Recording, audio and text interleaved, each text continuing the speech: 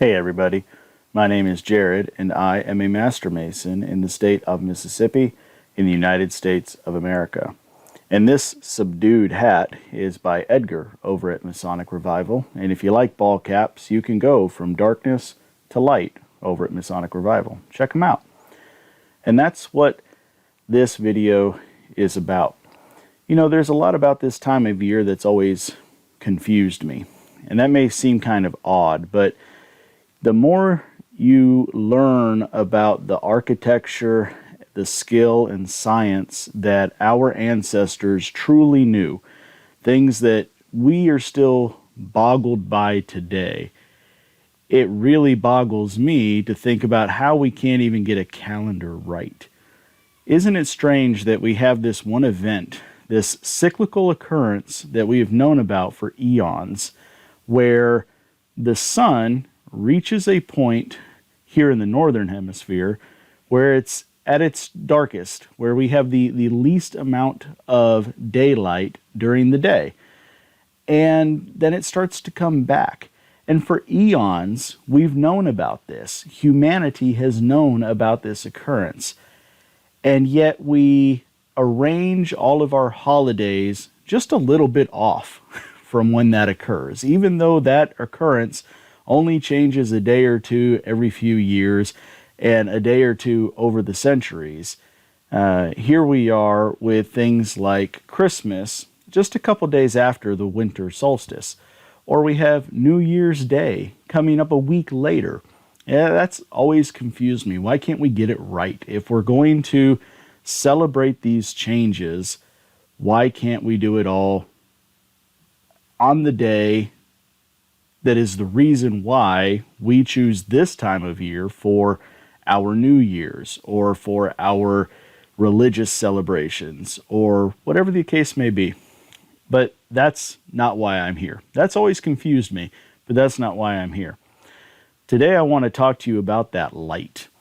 And there's been a lot of commentary on the channel. This is just par for the course about Christianity and Freemasonry, and a lot of people don't understand how they could possibly be compatible, but they are.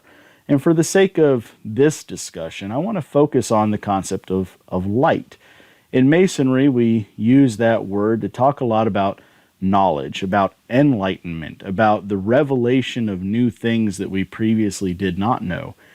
And there's one particular set of scriptures that really sort of highlight this, and I want to bring it to you here.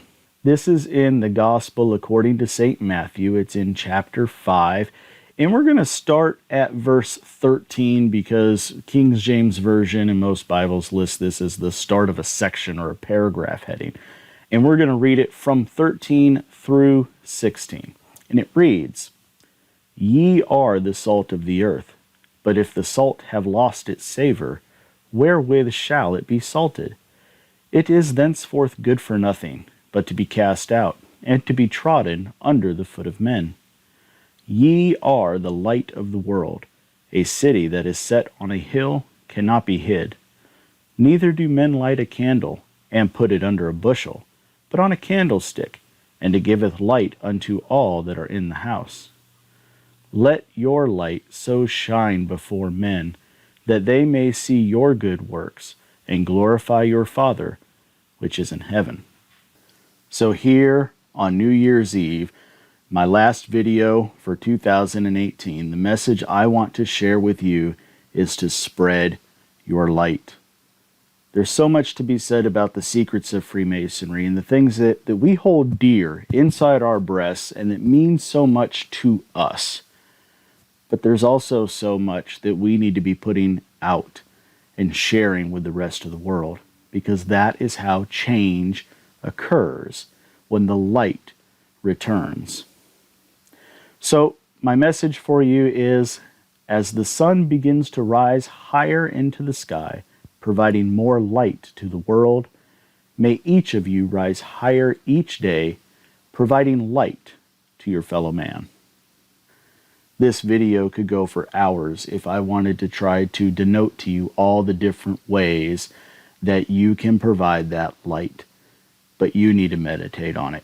You need to think about it. You know your personality, your friends, your acquaintances, and you need to be the one to understand how you can be that light that people would want to see, that people feel like it really illuminates their lives, and be the change for them, because that's part of how we diminish and work toward killing our ego by focusing on other people. So if you're a regular to the show, you know I don't normally wear t-shirts, let alone graphic tees. So if you're listening to this on the audio podcast, or you're just not normally watching the video, I'd encourage you to glance back really quick, because this t-shirt to me actually conveys an important message that is relevant to this topic: the waning of the light and then the return of the light. And that is that with every perceived death, new life emerges.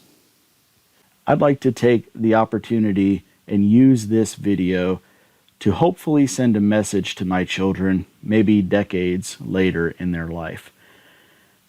We just got back from over a week-long family vacation where we traveled to see family in 2 different states, and even took some time to ourselves and stayed at a ski resort in West Virginia. We live in the South, and going up north to play in the snow is actually a thing for us. I know most of you watching this might be trying to come south to get away from the snow, but that's just the way things are. But the message I want to leave for my kids is this: during this trip, and I won't try to spell out the individual things that took place, but during this trip, every single one of my children experienced some sort of a setback, something that they could have easily allowed for it to ruin their vacation, where something was too challenging or too difficult, where a bad event occurred, something that would have easily given them the mental ability to say, I'm not going to do that anymore, I quit. But they didn't. They may have felt that light begin to diminish, where they started to lose maybe even a little faith in themselves. But they came back and rose again and conquered their challenges and made it a vacation that they are hopefully going to remember for the rest of their lives. And I hope that they remember that for the rest of their lives. Not just that this was a fun vacation, but that they experienced a challenge and they overcame it. Folks, this is why we celebrate during the solstices, because it is a time where we can remember that things will always get better, and then later, in 6 months, when we experience in the northern hemisphere the summer solstice and the light begins to dim, then we can remind ourselves that even when we are at the highest of our life and it seems like everything is going right, we can't just rest. We must be ready for the eventual downfall that might come, ever remembering that the light will return. Thank you all so much for taking the time to watch, and thanks to everybody who heads over to the website to support the show. We'll see you next time. Bye.